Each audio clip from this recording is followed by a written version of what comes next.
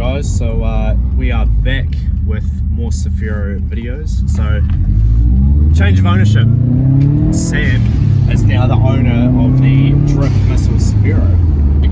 Again. So he is originally the one that swapped it with Carl for this car we're in. For the car we're in, and also a Falcon. Yeah. So Carl and Sam are now doing a deal where Sam is now swapping the Subaru back to Carl and getting the white Saphiro that's now running, and also the BMW and the RB gear with it. Yeah. Sweet. So yeah, we are about to go and do the swap, and yeah, I guess this will also be the first drive video of the Saphiro too, because you guys haven't seen that thing driving. Oh, look at that ute behind us. It's a piece of shit. It's a turd. Alright, yeah, so when we get back to Carl's, pick this back up, and yeah, we'll get some good driving footage of it. Here's Nathaniel in the recovery vehicle. Don't crash my truck. Yeah. You're not into that truck. So we've acquired the Ceph in typical Carl fashion. The car doesn't run, so we're going to try tow start it. If that doesn't work, we're going to have to tow it the rest of the way home too.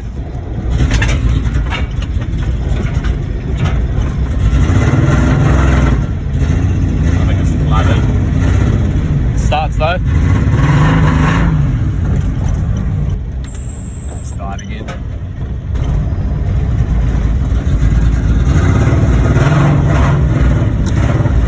Sounds like it's missing real bad. Yeah, it's flooded, I think. I'm trying to try.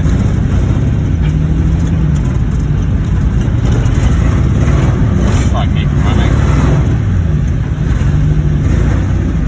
At least like keep it running and keep the brakes going. It's running on like 4. What's causing the miss? Or what do you think could be causing it? Flooded or fuck all fuel.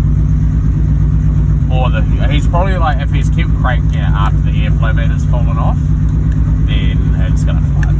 Yeah. Like, so it's just gonna be pumping fuel in with it saying, I don't have any air. Right, so tow it back.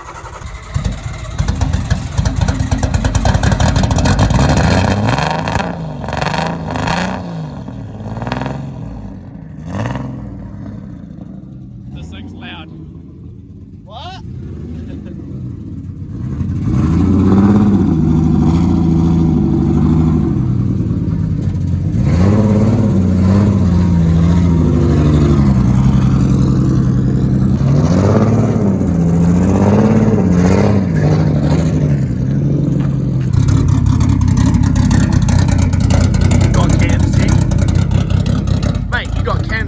Not your blue one. Cam everything, mate. I forgot to tell you guys, I got Carl to install some 292s.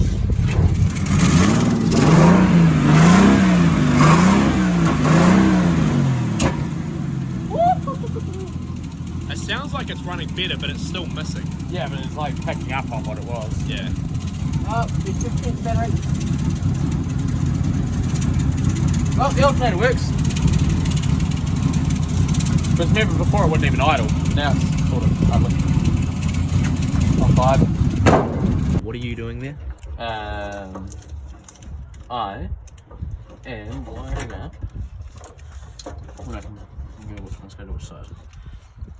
I'm going to put a switch in for the ECU, because eventually I'm just going to put hopefully the Creek starter off handling back in there, and I'm going to put the original plug back on this side, but for starters, I'm going to go ahead and just get this soldered up. So once I find my soldering iron, but we'll wire in a switch, make sure we can turn the ECU on and off so we don't have to just keep the battery every fucking time.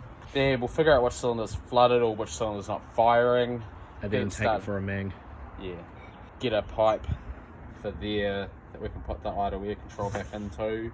Wind the adjusties back down, because they shouldn't have been wound up in the first place. It was really good when it was just laying frame. Yeah, that wheel gap is fucking atrocious. That's bad. Let's wind that back down.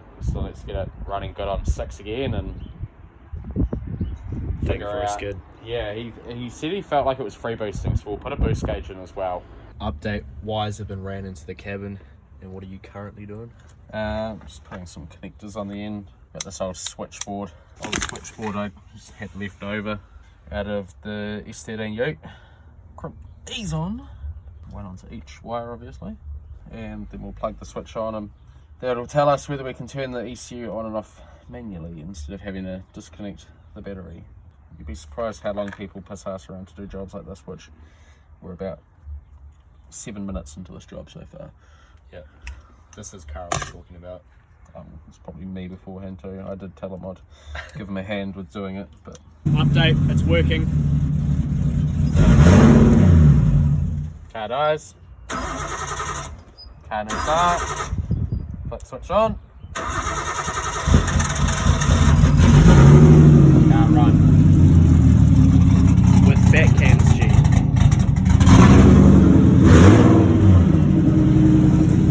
Alright, so just buttoning up a few things on it before we take it for a drive. Just got to put the boost line on it because the one that was on it was mine and I took it off Carl. So now Sam's going to put one on, and then it's still missing, but thinking it might just be flooded. So we'll go for a drive, it'll sort itself out. If it doesn't, then it's got to be something else, right?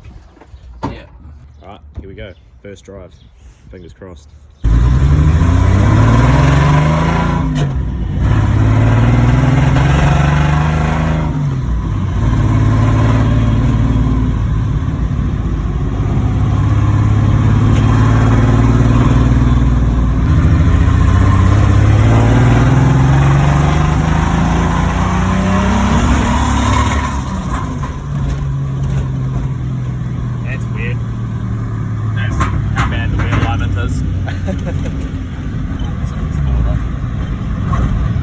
On the side of the road, how every RFB should end up.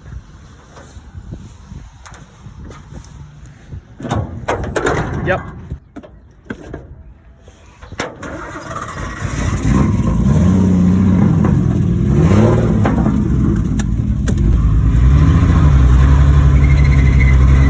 Look at that turning circle. Angle kit, boy.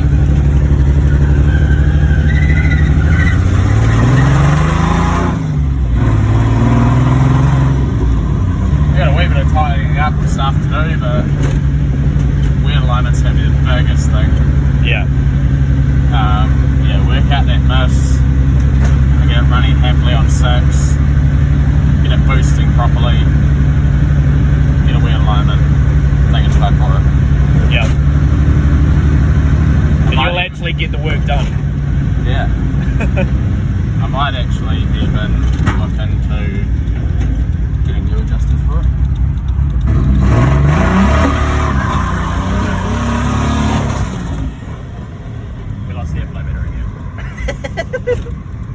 Alright, so we're back from the first drive. Went average, but this is the things that I do for content. So when Sam did a pull, I just about went backwards because the seat's not bolted down at all. You can testify, when you put your foot down, I went flying. Yeah, it was pretty funny.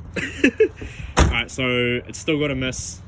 So what's the plan of attack? I will pull the piping off, pull all the spark plugs out, check all those, get them clean up. I know Carl put some new ones in, but he had said that he'd sat there and cranking it, trying to start it with the airflow meter not on. So, you know, if it's just pumping fuel, it still can take a wee bit to pump some of that out. So we'll start by cleaning those up, and then if they all come out clean and everything, we'll go through checking spark on each cylinder, check injector pulse on each cylinder. We already know the compression is good on it. We'll just go basic shit, make sure there's no boost leaks. I feel like it's pulling off timing horrendously, probably because I don't think knock sensors are plugged in.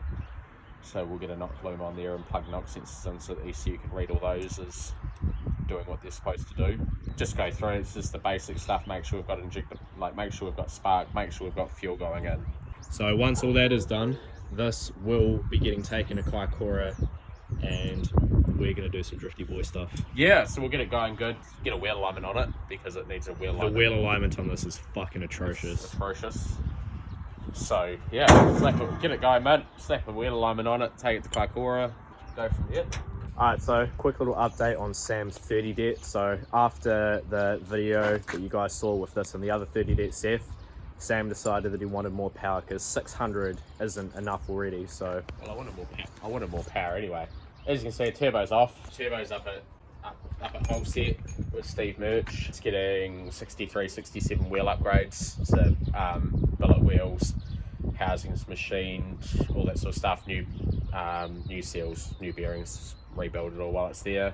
yeah. And then got some big boys. Yeah, you originally had cams but got rid of them and got some different ones. Yeah, so I had some Franklin 272s and I locked my car. Apparently the front of my car's locked. I had some Franklin 272s I was going to use.